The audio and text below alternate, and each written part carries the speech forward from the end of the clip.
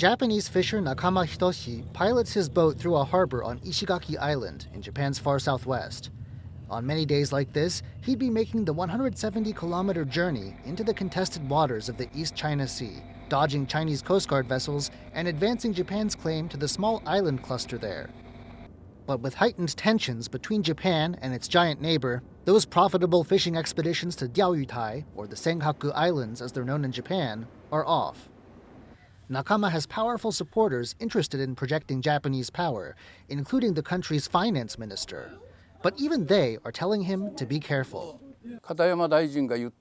What Minister Katayama said was, small incidents can grow bigger and lead to war, so I think what she was really saying was that she didn't want me to go.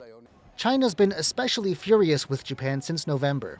That's when Prime Minister Takaichi Sanae said that if China goes through with its threats to invade Taiwan, Japan might have to intervene.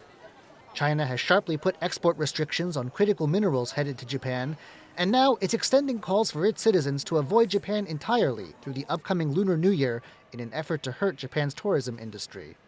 Far from walking back her remarks, the Prime Minister has now told broadcaster TV Asahi that if U.S. troops defend Taiwan from a Chinese invasion and Japan stands back, it would spell the collapse of the U.S.-Japan alliance.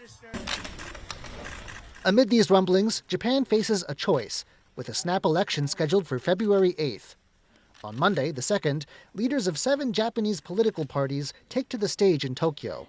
In the middle is Prime Minister Takaichi Sanae, whose leadership is on the line, gambling that her popularity will give her ruling coalition both a majority and a solid mandate. Though the focus of this election is on cost of living issues, these politicians cannot avoid questions about Japan's future security. China is on the doorstep, and Japan's security guarantor, the U.S., is testing old alliances with its latest global actions. The recent crisis over Greenland has some at the debate calling for more self-reliance. For middle powers such as Japan and Europe, I believe that in a sense, this is a threat. But that said, the Japan-US alliance remains strong, and diplomatic efforts are needed to maintain America's engagement in Asia. However, more than ever before, we must defend ourselves. And others call for Japan to distance itself from the U.S. Under the Trump administration, which brandishes the rule of force, we will stop blindly following the United States and transform Japan into a country that creates peace through the power of diplomacy. But the Prime Minister's take is more aligned with the status quo. The United States speaks of the rule of force, but we understand it as deterrence backed by supporting strength. Even when you read the text, it is clear that it refers to deterrence through power. Regarding the Venezuela issue as well, after it arose, I clearly expressed my views on social media.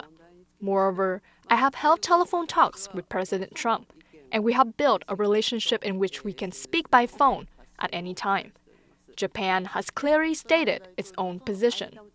While Japanese voters think about their bank accounts in the upcoming election, they will also have to make a choice many other countries are weighing: how to position themselves in a world tangled up in larger power conflicts. It's a tough decision fishers like Nakama on the front lines know all too well. Justin Wu and John Van Trieste for TaiwanPlus.